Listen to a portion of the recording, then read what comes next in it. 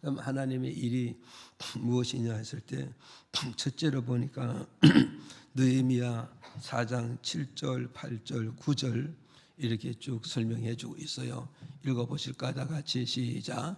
산발락과 도비아와 아라비아 사람들과 암몬 사람들과 아스돗 사람들이 예루살렘 성이 중수되어 그 퇴락한 곳이 수보되어 간다 함을 듣고 심히 분하여 다 함께 꾀하기를 예루살렘으로 가서 쳐서 요란하게 하자 하기로 우리가 우리 하나님께 기도하며 저희를 인하여 파수꾼을 두어 주야로 방비하는데. 아멘. 자, 하나님의 일이 무엇이냐 그랬을 때 하나님 일이 뭐냐 했을 때 첫째가 바로 뭐냐면 교회를 위해서 파수하는 것이 이게 하나님의 일이란 걸 우리에게 좀 주는 메시지예요. 믿으시면 아멘. 그러니까는 여러분 잘 기억하시라고. 하나님 일이 뭐냐 했을 때에 하나님의 몸이 되고 하나님의 교회가 되고 하나님의 진리의 터전이 되는 그것을 누가 파수한다. 내가 파수할 때 내가 하나님으로부터 뭐하는 사람이라 하나님을 위해서 일을 하는 사람이고 하나님으로서 일하는 믿음의 일꾼이 되어졌다는 걸 우리에게 가르쳐주고 있는 것이다. 이걸 지금 느헤미야 4장 7절에서부터 9절을 통해서 우리에게 밝혀주고 있는 거예요. 그래서 다시 말씀드리면 이게 무슨 말씀이냐면은 유대 백성들이 이스라엘 백성들이 바벨론 나라에서 뭐가 있어요? 바벨론 나라에서 포로 생활을 하고 있었어요. 바벨론 나라에서 70년이란 기나긴 세월 속에 포로 생활을 하다가 드디어 70년이 참에 하나님의 전적 능력과 권능으로서 해방이 되고 독립이 되었어요. 해방이 되고 독립이 되니까 어땠어요? 조국으로 돌아오게 되고 고국으로 돌아오게 되었다고. 그래서 조국으로 돌아오고 고국에 들어와서 첫 번째 해야 할 일이 무엇이냐? 하나님의 성전이 폐허가 되고 항폐가 되어졌단 말이에요. 폐허되어지고 항폐가 되어지니까 이스라엘 백성들이 하나님의 성전을 어떠겠어요? 이제 보수가 들어갔다. 수리가 들어갔다 이 말이에요. 70년간 묵었으니 성전이 폐허될 때까지 폐허되어졌잖아요. 그것을 다시 재정비하고 보수해야 성전에서 하나님을 섬기고 성전에서 하나님께 예물을 드리고 성전에서 하나님에서 헌신하고 봉사할 수가 있기 때문에 그래서 그들이 본국에 들어와서 첫 번째 하는 일이 뭐냐? 첫 번째 하는 일이 성전을 이제 보수하고 성전을 수리하고 있단 말이에요. 그랬는데 이제 7절에서 8절에 가서 보면 뭐가 있어요? 이방인들이 이방의 여러 나라들이 이스라엘 백성들이 본국에 돌아와서 저들이 섬기는 하나님의 성전을 보수하고 있고 수리하고 있다는 이 사실을 알게 되므로 이방인들이 뜻을 먹고 마음을 먹고 연합해서 하나님의 성전을 보수하고 수리하는 것을 이 수리를 못하게 보수하지 못하게 계속 방해를 놓고 있는 거예요. 계속 방해를 놓으면 결국은 뭐냐? 성전 수리가 안 되겠죠. 성전의 보수가 안 된단 말이에요. 성전이 수리가 안 되고 보수가 안 되면 어떻게 되느냐? 이스라엘 백성이 성전에 들어가서 하나님을 섬길 수가 없다 이 말이에요. 하나님을 섬기지 못하면 이스라엘 백성은 뭐요? 현재도 보이지 않고 미래도 보이지도 않고 장래가 보이지 않는 거예요. 이스라엘 민족들의 현재와 미래를 바라본다면 하나님의 성전을 보수해서 성전의 기능을 살려서 하나님께 예배를 잘 드리고 하나님을 잘 섬기면 이스라엘 백성들이 현재와 미래에 하나님으로부터 보장을 받게 된다는 걸 말씀해 주고 있단 말이에요. 그러니까 이스라엘 백성이 현재와 미래 하나님으로부터 보장을 받는다는 이 사실을 이방인들은 어떻게 해요? 귀신같이 알아챘기 때문에 어떠하든지 이스라엘 백성들이 하나님의 성전을 보수하지 못하게 방해를 놓는 거란 말이에요. 이 방해를 놓음으로 말미암아 이스라엘 백성들이 성전을 보수하지 못하면 결국 뭐냐? 이스라엘 백성은 하나님의 영역 속에, 하나님의 축복 속에, 하나님의 역사 속에 들어가지 못함으로 이스라엘 백성은 끊임없이 가난해질 것이고, 끊임없이 후진국이 될 것이고, 끊임없이 굶주리는 속에 살 수밖에 없다 이 말이죠. 그래서 이방인 나라들이 연합을 이루어가지고 하나님 성전을 수리하는데 이스라엘 백성이 계속 뭐가 있어요? 방해를 놓는 거예요. 보수 못하게 방해를 놓으니까, 그걸 방해를 놓으니까 이스라엘 백성들 이 사실을 알고 하나님 앞에 부르짖어 기도하는 거예요. 예, 부르짖어 기도합니다. 하나님 성전을 보수해서 그곳에 하나님을 모시고 우리가 그곳을 통해서 하나님을 섬기고 그곳을 통해서 우리가 복을 받아야 되는데, 이방인들의 방해를 통하여서 성전 보수하기 너무 어렵고 힘이 듭니다. 너무 힘이 듭니다. 어떻게 하면 좋겠습니까? 라고 이스라엘 백성에 모여서 하나님께 열심히 부르짖고 기도하고 간구했더니 하나님께서 구절을 통해서 뭐라고 밝혀주고 있어요? 하나님께서 응답해 주십니다. 뭐라고 그러냐? 파수꾼을 두어, 파수꾼을 두어 뭐냐? 성전에 이제 수리만 하는 게 아니라 수리하기 이전에 뭐요? 성전을 지키는 파수꾼을 세우라 이거죠.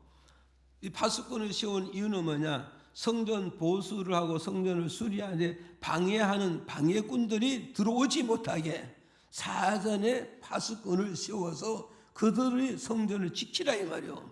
그들을 지키라. 그래서 성전에 바로 뭐가 있어요? 성전에 뭐요? 성전을 지키는 파수꾼을 세워서 어떠서 주야로 방비해 가라 이 말이야.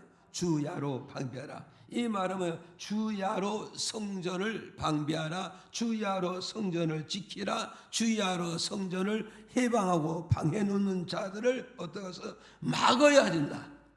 막아야 성전 수리가 완성되고 완공됨으로 너희들이 하나님을 섬기게 되고, 그 하나님 섬김으로 하나님 그 섬김을 받음으로 너희 하나님 너희들을 복을 주게 될 것이다 말씀해 주고 있는 거예요. 이해가십니까? 그래서 하나님께서 이스라엘 백성이 부르짖고 기도하니까 방법이 뭐가 있어요? 파수꾼을 세워야 된다, 안 세워야 된다? 예, 파수꾼을 세워서 주야로 밤낮으로 성전을 방비해 나가라.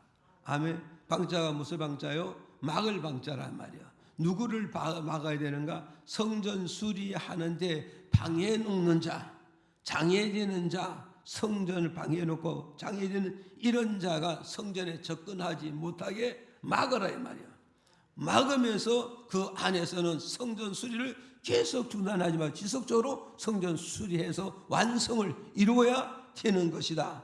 그러니 성전을 완성하려면 어떠하겠어요? 완성하려면 파수꾼을 세워야 되고, 파수꾼을 세움으로 성전 수리하는 수고가 기필코 헛되지 않고, 그 수고가 헛되지 아니할 때 그들의 하나님은 그들을 뭐인가? 그들을 붙잡고 역사함으로 말미암아 그들을 통해서 하나님의 뜻을 이루므로, 그들을 통해서 하나님의 뜻이 이루어질 때 그들은 하나님께 어떤 사람이죠? 축복의 사람이 될 수 있고 믿음의 사람이 될 수 있고 하나님이 함께하는 그런 성도가 될 수 있고 백성이 될 수 있다는 걸 가르쳐주고 있는 것이다. 믿어주면 아멘. 그럼 우리가 하나님 일이 뭐냐 이거죠. 하나님 일이 뭐냐 그랬을 때 결국은 뭐가 있어요? 하나님의 교회를 지키는 파수하는 일이, 이게 하나님의 일이라는 걸 우리에게 지금 가르쳐주고 있는 거예요.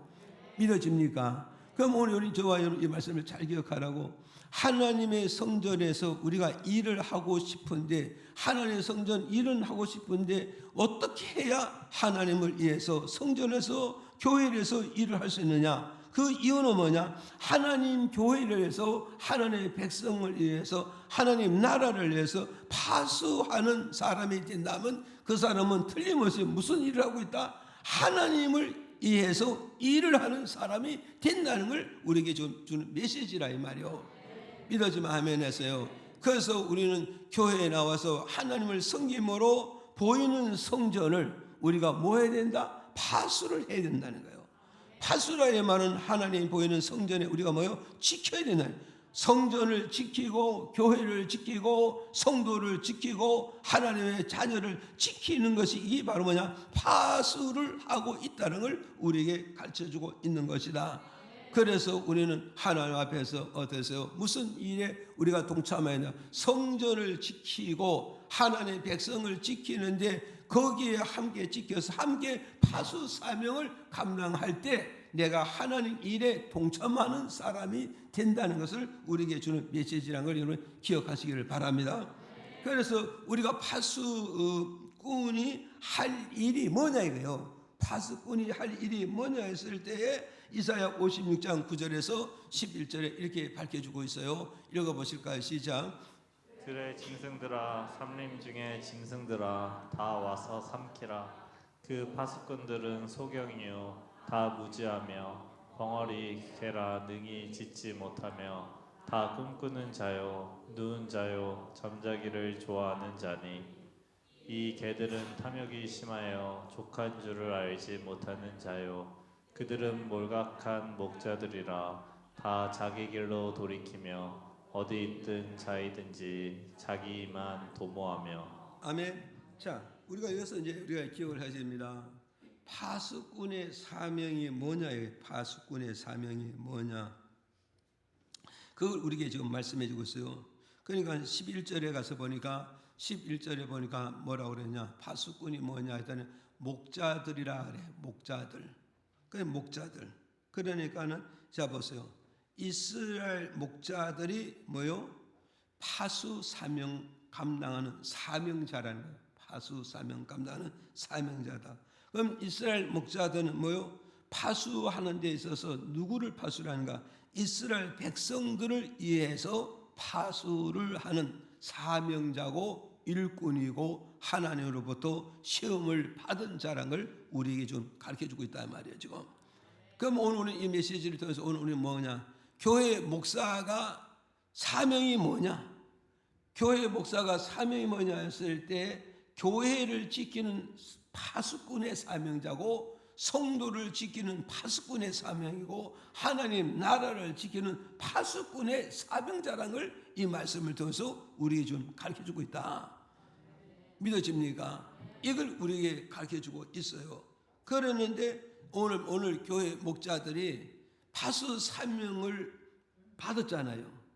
파수 사명을 받았으니 목자가 어떠겠어요? 교회를 지켜야 되고 양떼를 지켜야 되고 하나님의 재산을 지키려고 하늘 나라를 지키기 위해서는 파수꾼이니까 파수 사명을 잘 감당함으로 말미암아 목자가 하나님으로부터 잘했다고 칭찬받고 상금 받게 되고 면류관을 받고 그것이 현세와 내세에 하나님의 도우심과 하나님의 축복과 하나님의 은혜가 함께하는 이런 역사가 나타나게 된다는 것을 이 말씀을 통해서 우리에게 주는 메시지란 말이요.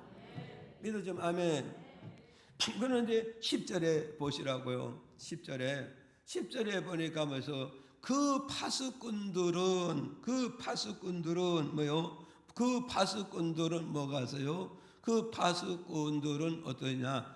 짓지 못하는 파수꾼들은 뭐요?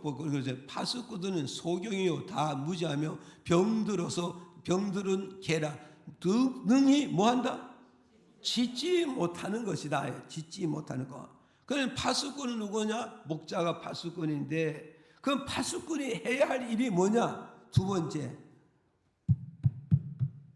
파수꾼이 해야 할 일이 뭐냐 이 말이요. 예? 그러니까 파수꾼이 해야 되는 일이 뭐냐 했을 때 짓는 것이 파수꾼이 해야 할 일이다 이 말이야. 짓는 거. 그러니까는 개가 뭐 해야 돼요? 개는 짓는 것이 자기 사명을 다하는 거고 자기 의무를 다하는 거예요. 그래서 개는 뭐가 있어요? 개는 도적이 오면은 그 도적을 보고 자기가 열심히 짖어대는 거예요. 열심히 짖는다 이 말하면 주무시는 주인을 깨우는 거야. 주무시는 주인을 깨우는 거예요. 왜 깨우냐? 열심히 짖어대면서 주인이여 일어나소서, 주인이여 일어나소서, 주인이여 일어나서. 왜 일어나야 됩니까? 도둑놈이 왔습니다. 도둑놈이 왔습니다. 도둑놈이 왔습니다. 빨리 일어나셔야 돼요. 빨리 일어나세요. 빨리. 그러면서 어땠어요? 파수꾼이 열심히 짖는 거예요. 개가 열심히 짖는 거예요. 집에 개를 기르는 목적이 뭐냐? 요새는 무슨 사랑의 대상자로 개를 기르지만 개가 근본의 목적은 뭐가 있어요? 파수하라고 개를 기르는데 목적이 있다는 것을 오늘 우리에게 가르쳐주고 있잖아요. 지금. 그러니 개가 짖지 못하는 개가 무슨 개냐? 벙어리 개라는 걸 말씀해요. 벙어리 개. 그러니까 지금 이스라엘 파수해야 될 파수자가 누구냐 이거요? 목자라고 그랬잖아요. 이 목자가 어디서 잠이 들어버렸다 이 말이요. 영적 잠이 들어버렸으니 어디서요? 교회를 해를 끼치고 방해해 놓는 사탄과 마귀와 귀신들이 침범할 때 이것을 깨어서 부르짖어야 되잖아요. 깨어서 부르짖고 깨어서 기도해서 누구에게 이렇게 해야 돼요? 하나님께 알려야 된다 이 말이요. 하나님께 알려야 되고 하나님께 고해야 되는데 이걸 하지 못하고 있는 것이 지금 현실이었다는 걸 우리에게 지금 말씀해 주고 있단 말이요. 이해가십니까? 그래서 10절에 그 파수꾼은 소경이다. 눈을 감고 있으니 어떠겠어요?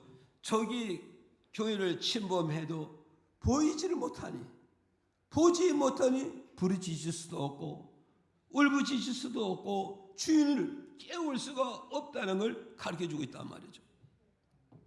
그러니 이 파수꾼은 영적으로 눈을 떴다 눈을 감았다. 영적으로 눈을 감았다. 이 파수꾼은 은혜가 있었다 없었다. 예, 이 파수꾼은 성령의 감동을 받고 있다 못 받고 있다. 성령의 인도 받고 있다 없다. 성령의 인도도 못 받는 거예요. 그러니 이 파수꾼이 어떻게 되느냐? 눈을 뜨고 귀신을 지켜야 되고 도적을 지키고 거지를 지켜야 되는데 이 파수꾼은 뭐냐? 눈을 감고 있다 이 말이에요. 눈을 감고 있다 이 말이에요. 믿어지면 아멘. 그 눈만 감으면 끝나는 게 아니에요. 이 파수꾼은 뭐라서 하나님 앞에서 뭐요? 무지하다는 거예요. 이 무지하다면 내가 지금 뭘 해야 될지 안다 모른다. 모르고 있다 이 말이에요.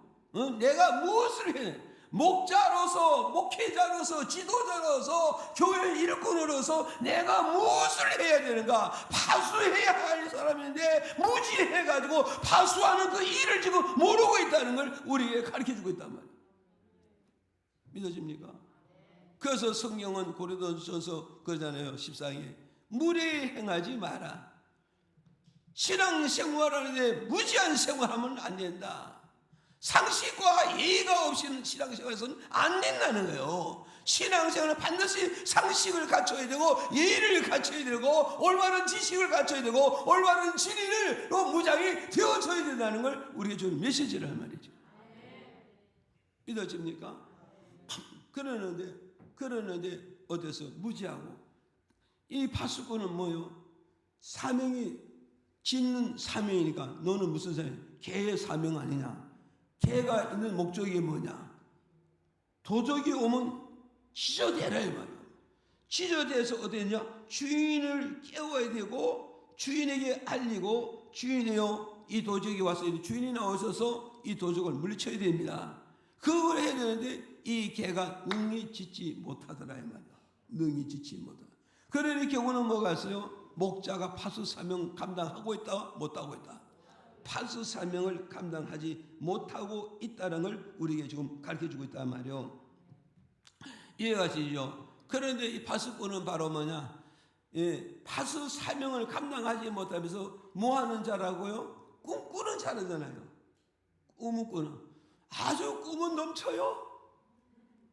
미래를 바라보는 꿈은 넘치고 미래를 기다리는 꿈은 넘치는 거예요. 아무리 꿈만 가지면 뭐하냐고. 오늘 현실에 자기 할 일을 다 해야 미래의 꿈이 이루어지고 성취되고 완성이 되는데 미래의 꿈은 누가 이루어주는가? 하나님이 이루어지는 것이지 인간의 노력과 수고로서 내 꿈이 이루어지고 내 소원이 성취 이루어지고 내 성공이 이루어지는 건 절대 아니에요. 지금 저와 여러분 이걸 잘 알아요. 내가 열심히 일을 한 데서 되는 게 아니에요.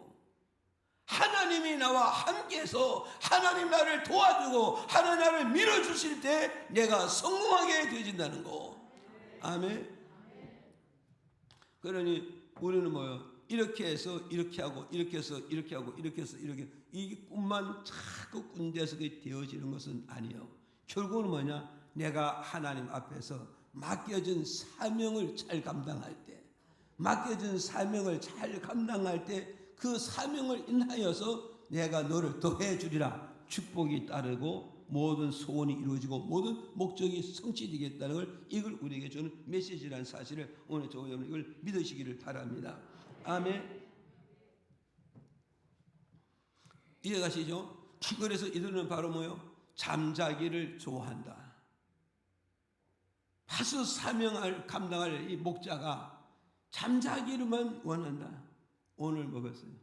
이 잠자기는 뭐냐? 자기 편리주의로 가는 거예요. 자기 편리주의. 자기 안위주의로 가고 앉았어요. 자기 안위주의. 오늘 우리는 전체가 이 말씀을 들어서 우리는 다 깨달아요. 이건 목사님만 해야 되겠지. 그거 아니에요. 우리 전체가 다 이렇게 파수 사명을 감당해야 돼요. 왜? 교회는 누구의 집이요? 내 아버지 집이라고요. 교회 성도는 누구의 자녀냐? 내 아버지의 자녀들이기 때문에. 교회 재산은 누구의 재산이냐? 내 아버지의 재산이기 때문에. 나는 아버지의 딸이 되고 나는 아버지의 아들이 되고 나는 아버지의 가족이 되고 식구가 되어지기 때문에 우리 모두 다 교회를 위해서 우리가 파수해 가야 할 의무와 사명이 각자에게 다 주어지고 있었다는 걸 우리에게 가르쳐주고 있어요. 그런데 그 중에서 대표가 누구였느냐? 목자였다는 걸 우리에게 가르쳐주고 있다.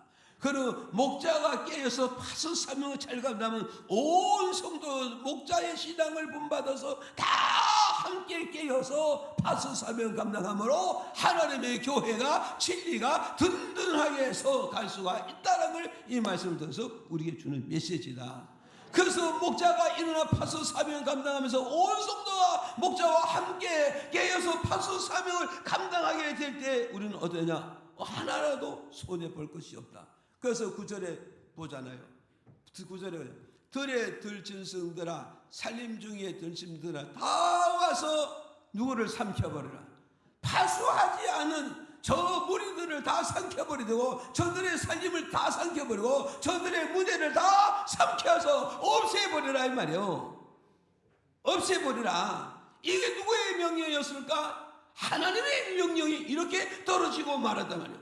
하나님은 자기 백성을 지켜야 되고 보호해야 되고 자기 백성의 건강과 재산과 모든 것을 지켜줘야 되는데 그 지켜주는 이유가 뭐냐? 목자로부터 모든 백성이 이르기까지 영적으로 깨어서 부르짖어서 파수사명을 감당할 때 하나님은 그 교회를 지켜주고 그 살림을 지켜주고 그 나라를 지켜주고 목자를 지켜주고 성도를 지켜주고 가정을 지켜주고 기업을 지켜주고 모든 진로와 직장을 다 지켜주시겠다는 걸 우리에게 주는 메시지라 이 말이요.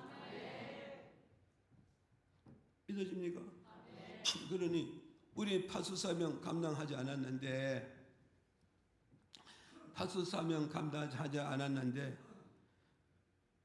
뭐가 왔다고요? 들짐승들이 와서 살림 중에 들짐들이 와서 내 소유를 다 삼켜버려. 여러분, 내가 아무리 지키려도 안 되는 거예요. 다 삼켜버리라. 그래서 오늘 우리가 파수꾼이 세워서 하나님의 성전을 지키라 지키지 마라. 지키라. 그럼 파수꾼의 사명이 뭐라고? 하나님께 부르짖고 기도해서 하나님의 교회를 지키고 백성을 지키고 살림을 지키는 이것이 파수꾼의 사명을 잘 감당하고 있다는 걸 우리에게 가르쳐주고 있다. 자, 조금 더 보충으로 말씀드립니다. 누가복음 2장 36절에서 37절에 이게 무슨 말씀이냐면 아셀 지파랑 있잖아요. 이스라엘 12지파 중에서 아셀 지파 비누엘 딸 안나라는 여인이 출가했는데 출가해서 7년 만에 남편이 죽었다는 거예요. 남편이 죽고 나니까 그는 어디로 갔는가? 재혼을 한 것이 아니라 하나님의 성전으로 들어갔다는 거예요. 성전을 들어갔다. 결혼한 지 몇 년 만에? 7년 만에 남편이 이 세상을 떠났어요. 그래서 홀로 된 여인의 몸이 되어졌다. 이 홀로 된 여인의 몸이 재가를 하지 아니하고 어디로 갔다고요? 하나님의 성전에 들어갔어요. 하나님의 성전에 들어가서 어떻게 갔어요? 성전에 가서 무엇이요? 주야로 금식을 했다. 얼마 동안? 84년 동안. 이해가십니까? 그래 이 안나라는 여인이 7년 동안 결혼해서 7년 동안 남편과 함께 살고 남편이 죽음에 재혼을 하지 아니하고 어디로 갔다고? 세상으로 간 게 아니고 친정집으로 간 것이 아니고 성전으로 들어왔다는 거예요. 성전에 들어와 가지고 어떻게 했어요? 84년 동안 하나님 앞에 밤낮으로 금식하고 기도했다 이 말이요. 밤낮으로 금식하고 기도했다는 이 목적이 뭐냐? 이 여인은 84년 동안의 교회에서 파수 사명을 감당한 여인이었다는 것을 여기서 우리에게 주는 교훈이란 말이에요. 아멘. 보세요. 이 안나라는 여인이 84년 동안에 뭐 했다고요? 밤낮으로 금식했다. 밤낮으로 기도했다. 왜? 교회를 지키기 위해서. 교회를 지키기 위해서 금식하고 부르짖는 기도도 이루어지고 교회 속에 있는 진리의 말씀을 지키기 위해서 금식하고 기도하고 교회 안에 있는 성도를 지키기 위해서 금식하고 기도하고 교회의 살림을 지키기 위해서 금식하고 기도했다. 이 말은 바로 뭐가 있어요? 하나님의 나라를 지키기 위해서 늘 뭐가 있어요? 파수 사명, 짓는 사명을 했다. 이 짓는 건 뭐요? 늘 깨어 기도했다는 거야. 늘 깨어 기도함으로써 그 교회가 든든히 서가고 견고히 서가고 그 교회가 뭐요? 피해를 입지 않게 되어졌다고 밝혀줘요. 그러므로 그 뒤에 쭉 보면 결국은 어떻게 하냐? 드디어 안나라는 여인은 드디어는 뭐요? 안나라는 여인은 초림의 예수를 만나게 되어지는 거예요. 초림의 예수를 만나면서 천지 주제시여 이제서야 전능하신 하나님이 나를 편안히 눈을 감게 하신 것을 감사드립니다. 이 말은 뭐냐? 초림의 예수가 오심으로 말미암아 이제 내가 사명이 다 끝났으니까 이제 내가 평안히 눈을 감고 평안히 임종해서 하나님 나라에 입성하게 된 것을 감사합니다. 그렇게 고백하고 있단 말이에요. 믿어지면 아멘 하세요. 그러니 오늘 이 안나라는 여인은 진짜 84년 동안 교회에서 뭐 했다고요? 금식하고 기도했다.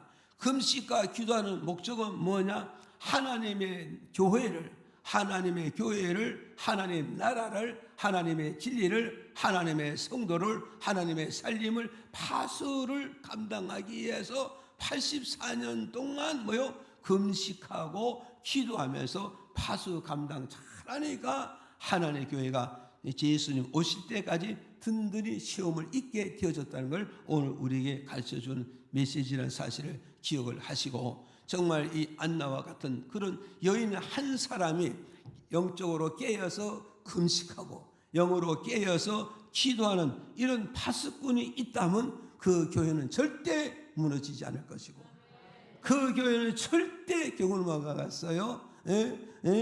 어둠의 영에 사로잡히지 않을 것이고 그 교회는 절대 바로 뭐가서요? 지는 교회가 되는 게 아니라 이기는 교회 되고 승리하는 교회 되고 그 교회는 결국 뭐가서요? 하나님의 목적을 다 이루어드리는 그런 교회가 될 수가 있다는 걸 우리에게 가르쳐주는 그런 메시지라는 사실을 저와 여러분 믿으셔야 됩니다. 그러면 우리는 하나님 일한다는 게 뭐가 있어요? 하나님 나라를 일한다는 그 하나님 일이 뭐냐고요? 하나님 나라를 일하는 하나님의 교회를 내가 지키는 거예요. 교회를 내가 지키는 이것이 바로 무슨 일이라? 하나님의 일이라는 걸 우리에게 좀 가르쳐주고 있잖아요. 지금.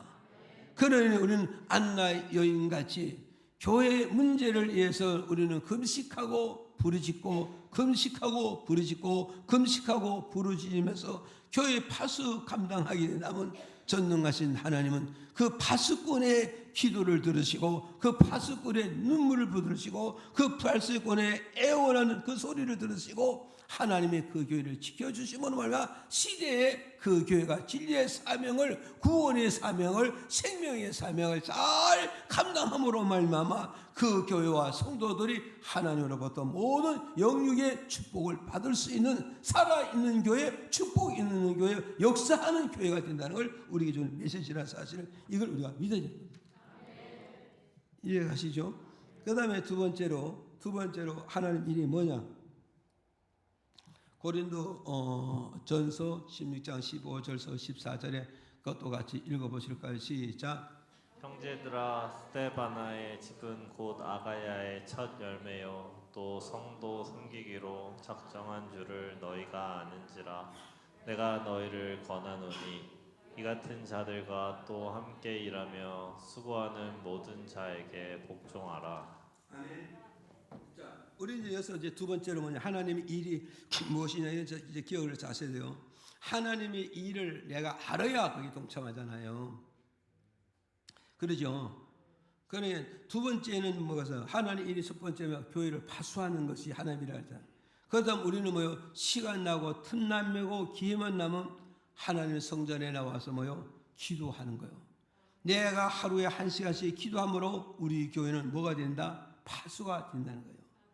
그래서 우리는 뭐였어요? 한 사람의 일당 매일 1시간씩 교회 와서 기도하라는 게 뭐냐? 교회 파수하기 위해서 교회를 지키고 영혼을 지키고 진리를 지키고 사명을 지켜 나가기 위해서 이 바톤의 기도가 계속 이뤄가잖아요. 지금 이게 몇 년째로 계속 돌아가잖아요. 지금. 그러게 되면 우리가 이 코로나에서도 많은 문제도 있지만 아직도 많이 안 나오지만은 그 중에서도 우리는 어때서 이만큼 서 있다는 자체도 결국은 뭐냐? 우리가 바톤을 계속 돌아가 몇 년 동안 계속 우리가 이 파수 기도를 했기 때문에 이런 역사가 이루어졌다는 거예요.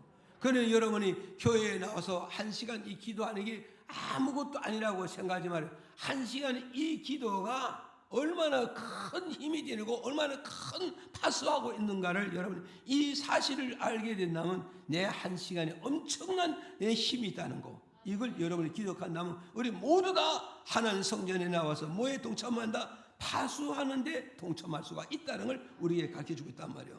그럼 두 번째로 우리가 하나님이 일하는 게 뭐냐 했을 때 두 번째는 바로 뭐해서 성도를 섬겨주는 것이 하나님 앞에서 뭐라? 하나님의 일을 하는 사람이다. 이걸 지금 우리에게 가르쳐주고 있단 말이에요. 그래 오늘 저와 여러분 뭐요? 믿음이 있다고 말한다면 우리는 뭐 해야 되는가? 내가 믿음이 있다고 그런다면 하나님의 일에 동참해야 된단 말이에요. 그 믿음이 있다, 믿음이 없다, 뭘로서 구분하느냐? 하나님의 일에 동참하는 사람은 믿음이 살아있는 것이고, 믿음이 있다고 맨날 큰 소리 치면서 하나님 일에 동참하지 않는 사람은 믿음이 없는 사람이란 말이에요. 믿음이 없는 사람이에요. 그래서 성경은 뭐가 있어요? 말씀을 듣고 실천하지 않고 말씀을 듣고 행하지 않고 말씀을 듣고 열매를 맺지 아니하면 그 믿음은 산 믿음이 아니라 죽은 믿음이라 이 말이에요. 죽은 믿음이야. 살아있는 믿음은 말씀을 듣고 분명히 행동하고 분명히 실천하고 분명히 일을 하여 그거를 통해서 풍성한 열매를 맺고 결실을 맺게 되는 것이 이게 살아있는 말씀이고 살아있는 믿음이고 살아있는 영적 생명이 이렇게 나타나고 있다는 걸 야고보서 2장 17절 통해서 밝혀주고 있지 않습니까? 믿어집니까? 그러니 오늘 우리는 하나님 일이 뭐냐? 정말 내가 믿음이 있다면 성도를 섬겨주는 일에 내가 동참하는 것이 이게 하나님의 일을 오늘도 하고 있고 현재도 하고 있고 지금도 하고 있다는 걸 우리에게 준 메시지란 말이에요. 자 보세요. 다시 말씀을 드리면 이제 고린도라는 큰 지역에 고린도 교회가 있지만 그 옆에 아가야라는 교회가 있고 그 옆에 또 뭐냐 경거라는 교회가 또 있어요. 지역에 보면 예를 들어 우리 성남하면 성남에 모 교회 하나가 있는 게 아니라 뚝뚝뚝 떨어져서 여러 교회가 있듯이 고린도 지역에 이렇게 크게 세 개의 교회가 퍼져 있어요. 그런데 이 아가야 교회에 있는 스데바라는 사람이 있어요. 아가야 교회 스데바나라는 사람이 있는데, 이 스데바나라는 사람이 바울 사도가 사역하는 고린도 교회를 이제 찾아갔어요. 찾아갔더니 바울이 스데바나를 통해서 뭐라고 좀 설명하느냐? 첫째를 보니까 펴주세요. 첫째 뭐냐? 첫째 뭐라고 하냐면 바울 사도께서 스데바나를 소개를 해주는 거예요. 소개를 해주는 거예요. 보세요. 바울 사도가 어디서 목회했다고요? 바울 사도가 어디서 목회했다? 아가야 교회를 바울 사도가 세우고, 아가야 교회를 바울 사도로 세우고, 아가야 교회에서 바울 사도가 사역을 하다가 하나님 뜻을 따라 중단해서 어디로 갔다고요? 고린도 교회로 옮겨왔단 말이죠. 고린도 교회에 옮겨왔는데, 옮겨오고 난 다음에 시간이 흐른 뒤에 스데바나가 아가야 교회에서 바울이 목회하는 고린도 교회로 무슨 목적이 있었는지 바울에게 지금 찾아온 거야. 이 찾아오니까 이제 바울 선생님이 고린도 교인들 앞에서 예배 드리면서 스데바나의 소개를 해주는 거야. 스데바나에 대해서 소개해 준다, 인사를 시키는 거야. 무슨 말이겠죠? 그래서 바울이 스데바나를 위해서 소개해 주는데 어떻게 소개해 주느냐? 어떻게 소개해 주냐 했을 때 17절에 보니까 이렇게 말하잖아요. 우리 다 같이 읽어볼까요? 시작. 내가 스데바나와 부도바나와 아가이고에 온 것을 기뻐하노니 내가 너희의 부족한 것을 보충하였으니. 자, 보세요. 바울이 스데바나를 소개해 주는데 스데바나 어떤 사람이냐? 첫째로 바로 뭐냐? 바울의 마음을 항상 기쁘게 하는 사람이었다. 이렇게 소개를 해주고 있어요. 남의 말이라 아멘도 안 해. 아멘. 자, 우리는 이런 것을 보고 이런 신앙을 우리가 본받아야 되고, 이런 신앙을 갖기 우리가 사모하는 마음이 있어야 되는 거예요. 사모하는 마음. 이해가시죠? 그러니까 보세요. 생각을 해보시라고요. 보세요. 바울 스데바나를 소개하는데 고린도 교인들 앞에서 이 스데바나는 정말 아가야 교회에서 나와 함께 목회할 때 이 스데바나는 항상 내 마음을 우울하게 하지 않고, 나의 믿음을 낙심하지 않게 하고, 나의 믿음을 시험 들게 하지 않고 항상 나를 기쁘게끔 만들어 주었다. 이것을 소개해 주고 있는 거예요. 기쁘게 해 줬다. 그러면 이 말은 뭐냐? 성도가 목회자의 마음을 기쁘게 했다. 성도가 하나님의 마음을 기쁘게 해드렸다. 그럼 기쁘게 해드리는 그런 지가 어디 있느냐 했을 때 우리는 이해를 아니잖아요. 성경은 이렇게 말한다고. 히브리서 11장 6절에 보니까 믿음이 없이는 하나님 마음을 기쁘시게 할 수가 없느니라. 그러면서 이제 그 2절에 보면 뭐냐? 노아가 나온다고. 노아는 예수님과 함께, 하나님과 함께 400년간 이 땅에서 함께 동행하면서 노아는 하나님의 마음을 기쁘게 해드렸다. 기쁘게 해드렸다 이 말은 노아는 400년 동안에 믿음으로 살아갔기 때문에 하나님과 함께 동행했고, 노아와 하나님과 늘 대화 속에는 노아는 어떤 언어를 썼다고? 항상 하나님께 믿음의 언어를 썼기 때문에 하나님의 마음이 기쁘고 즐겁고 행복했다. 이걸 말씀해 주고 있단 말이에요. 그럼 이 스데바나는 바울을 만남으로써 바울의 마음을 기쁘게 하고 즐겁게 하고 행복하게 했다 이 말은, 스데바나는 바울과 만나면 어떤 대화를 나눴다는가요? 항상 모아서 믿음의 대화를 나눌 수가 있었다는 걸 우리에게 가르쳐주고 있단 말이에요. 그래 오늘 저와 이걸 여러분이 잘 기억을 하시란 말이죠. 성도가 목사님과 만나서 교제는 뭐냐? 항상 믿음 없는 대화를 자꾸 하고 믿음 없는 얘기를 얘기하고 불신의 얘기를 하고 세속적인 얘기하냐면 목회자의 마음이 기쁨이 아니라 낙심이 되고 좌절이 되고, 어때요? 내가 이렇게 가르치지 않았는데 이렇게 가는 뭐가서 허탈하게 잡히고 만다 이 말이요. 그런데 내가 정말로 그를 전심을 다 가르치지는 못했다 할지라도 그 적은 말씀 속에서, 적은 은혜 속에도 그 속에서 참된 믿음을 갖고 참된 말씀을 가슴 속에 품고 그 한 말씀을 가지고 믿음으로 언어를 쓰고 믿음으로 대화를 나누는 걸 볼 때 목회자의 마음이 어때요? 기쁘고 즐겁고 보람을 느끼고 가치를 느낄 수가 있다는 걸 우리에게 가르쳐주고 있잖아요. 여러분 말을 바꾸면 어떠세요? 우리 아들, 딸들이 어린 줄 아는데 만나서 이야기하는 걸 보니까 이 아이가 성숙해졌어요. 내가 생각하는 생각도 엄청나게 좋은 생각이고 건전한 생각을 품고 있고 건전한 희망과 비전을 품고 있을 때 그게 결국 누구냐? 우리 아들과 딸과 대화하는 엄마의 가슴에 기쁨이 있고 즐거움이 있고 행복이지 않습니까? 그런데 우리 아들과 딸은 성숙할 줄 아는데 대화를 나눠보니까 너무 저숙한 거야.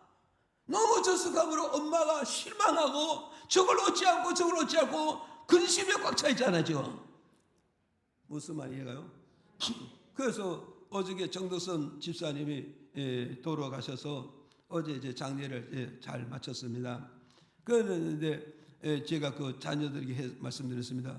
93세, 96세가 지금 돌아가셨는데 자녀들이 했습니다. 집사님이 신앙생활 한 지는 얼마가 안 되지만 이 코로나가 터졌어도 그분은 중단하지 않고 예배드리러 계속 나오셨잖아요. 그래서 신앙생활은 얼마 안 돼서 믿음이 없는 줄을 알았는데 누구보다도 코로나가 걸리면 안 나올 줄 알았는데 왜? 신앙생활 얼마 안 했으니까 안 나올 줄 알았는데 코로나가 나와 무슨 관련이냐 이거예요. 끝까지 교회를 나오겠다는. 그래서 저는 그걸 보고 너무 감동을 받은 거예요. 틀림없이 저분은 이 코로나를 통해서 분명히 이거 믿음에 설 것이라고 기대 걸었던 사람은 못 나온 사람도 있었고 저 사람은 코로나 때문에 아예 못 나올 줄을 알았는데 기대 이상을 그걸 듣고 나오는 사람 있는 거예요 지금. 이 목사님 세계도 마찬가지도 목사님 코로나 때문에 목사님들이 예배를 안 드리는 교회가 너무 많다는 거예요. 그래서 부천에 아는 분이 뭐요 예배 드리고 싶어서 교회를 다 찾아다녔지만 지하실 2층 교회를 다녔다 했지만 전부 다 주일날 오전 하나만 딱 들고 나머지는 예배 다 없다는 거예요. 그래서 부천에서 교회를 찾다가 못 찾았다 그랬어. 그래서 제가 그러지 말고 건축된 교회를 찾아갔어요. 건축된 교회를 찾아갔어요. 그렇게 말씀드렸어요. 오늘 문제는 뭐냐? 문제는 목자가 문제입니다. 성도를 보고 예배 드리는 것이 아니라 하나님을 바라보고 예배를 드리는 거고 성도를 보고 믿음을 쓰는 것이 아니라 하나님을 바라보고 믿음을 쓰는 것이고 성도를 위해서 희생하는 것이 아니라 하나님을 바라보기 때문에 성도를 위해서 희생할 수가 있다는 것이 이게 믿음이라는 거예요. 이게 믿음. 아멘. 그래서 바울 선생님이 스데바나를 고린도 교인들에 속에 고린도 교인들아 스데바나를 한번 쳐다봐라. 나는 이 사람을 만날 때마다 내 마음을 기쁘게 하고 즐겁게 하고 행복하게 되니까는 나는 주의 일할 때마다 신바람이 난다. 나는 주의 일을 하는데 하나님 나라는 일을 하는데 힘이 난다. 힘이 난다. 목회자가 어디서 힘나는 거예요? 성도가 돈을 한 보따리 싸다 주는 것도 좋겠지만 그보다 더 큰 게 뭔가요? 성도들이 목사님 앞에서 믿음의 언어를 나눌 때 거기에 목회자가 힘을 얻고 자신감을 얻고 내가 이렇게 해서 내가 보람을 느끼는구나. 그런 거예요. 우리 아들 딸들을 내가 어렵게 길러놨는데 이 아들 딸들이 어느 날 만나보니 철이 들었잖아요. 나이는 찍었는데 철이 들었을 때 얼마나 엄마가 기대하고 행복하고 이 아이들에게 더 미래를 더 기대를 걸 수 있잖아요 지금. 그래서 오늘 여러분 이걸 잘 기억을 하셔서 그래서 목사님과 나와 만날 때 여러분 절대 불신의 언어를 쓰지 말고 어떤 언어를 사용해라? 믿음의 언어를 사용한다면 목사님 마음을 기쁘게 하고 목사님 목회를 기쁘게 할 수가 있다. 아니 이거 바꾼다면 뭐야? 하나님과 나와 만나서 기도가 바로 영적 호흡이고 영적 대화고 영적 교제잖아요. 그럼 여러분 하나님을 만나서 교제할 때 어떤 교제를 하냐? 믿음 있는 언어를 믿음 있는 교제를 믿음 있는 대화를 나눈다면 하나님의 마음을 기쁘게 할 수 있다는 걸 우리에게 준 메시지랍니다. 그 다음에 보세요. 그 다음에 두 번째 보니까 또 18절에 보니까 읽어보실까요? 시작. 그러므로 너희는 이런 자들을 알아주라. 보세요. 두 번째는 바울 선생님이 스데바나를 고린도 교인들에게 소개하되 뭐냐, 이 스데바나의 집사는 항상 나의 마음을 어떻게 했다고요? 시원해. 나는 이 단어만 봐도 막 기쁘고 즐겁고 행복해. 그렇잖아요. 얼마나 시원해서 스데바나 만나기만 하면 바울 선생님은, 바울 사도는 마음이 시원하게다. 10년 채했던 체기가 슉 내려갈 정도로 시원했다는 거예요. 시원하다. 이 말은 뭘 말하겠어요? 이게 뭐냐면, 시원하다 이 말은 뭐냐면, 바울과 이 스데바나의 대화가 교제적인 뭐냐, 이 긍정의 언어를 쓰고 있다는 거예요. 긍정의 언어를 쓰고 있게. 일을 할 때마다 안 됩니다, 못합니다, 실패합니다, 죽습니다. 이러면 골치 아프잖아요. 이게 얼마나 마음이 무겁고, 그래서 목회자가 그러니 저러니 하면 또 시험 들까 싶어서 함부로 말도 못하고, 그러니까 말을 돌려서 우회전을 할 수 있고 좌회전으로 말을 할 수 있잖아요. 예? 그러니 오늘 우리는 이걸 잘 기억하시라고요. 믿음이 있으면 언어는 어떤 언어를 쓰느냐? 긍정의 언어를 쓴다는 사실을, 이걸 우리는 알아야 돼요. 믿어집니까? 그래서 우리는 말씀 하나는 한 말씀 한 말씀 들으면서 끊임없이 생산적인 믿음을 가야 되고 창조적인 믿음으로 가야 된다. 말씀 하나를 듣고 끊임없이 하나를 듣고 하나를 깨닫아서 끊임없이 창조적인 새로운 것을 자꾸 만들어가는 긍정적인 믿음과 새로운 창의적인 믿음으로 자꾸 만들어가고 건설적으로 성장해 나가는 이런 믿음으로 바꿔줘야 뭐겠어요? 목회자의 마음을, 목회를 시원하게 만들 수가 있다는 걸 오늘 우리에게 준 말씀입니다. 그러니까 오늘 성도와 성도들도 만나서 어떤 교제를 해야 되겠어요? 항상 할 수 있다, 하면 된다, 밀어붙이자. 너하고 나 마음만 합쳐서 함께 하면 된다, 안 된다, 할 수 있다, 하면 되자, 한번 해보자. 이렇게 긍정적인 믿음을 자꾸 쓰면은 결국 뭐냐, 하나님 마음도 시원하고 목회에 이끌어가는 목회자도 시원하고 서로 주고받는 신앙의 동역자들들 마음 듣기로도 시원함을 가질 수가 있다는 걸, 이걸 우리에게 준 메시지란 말이에요. 이해가시죠? 이걸 우리는 알고 가야 되는 겁니다. 그 다음에 세 번째 뭐냐, 세 번째 보니까 뭐였어요? 17절에 또 그러잖아요. 한번 읽어봐요. 시작. 내가 스데바나와 부도나와 아가이고에 온 것을 기뻐하노니 저희가 너희의 부족한 것을 보충하였음이니라. 아멘. 보세요. 바울이 스데바나를 교인들에게 뭐라고 소개해요? 스데바나는 정말로 아가야 교회에서 내가 목회할 때 내가 부족한 거 있으면 소리 없이 말 없이 내 부족함을 항상 내게 채워줬다. 왜 아멘이 아니에요? 이게 아멘이라니까요. 그러니까 바울 선생님이 말하는 거, 바울 선생님이 행동하는 거, 바울 선생님이 움직이는 걸 스데바나는 항상 뭐가서요? 눈을 뜨고 관심 있게 바라보고 있다는 거죠. 그래서 바울 선생님이 목회하면서 말 한마디 하는 거 그 귀담아 듣고 관심 갖고 귀담아 들어보니까 그 속에서 바울 선생의 무엇이 부족한지, 무엇이 부족하고 무엇이 모자라는지 바울 선생님의 말 한마디 하는데 그걸 귀를 기울이고 잘 들어보니까 바울이 목회의 석상에서 무엇이 부족하다는 걸 발견하게 되고 알게 되잖아요.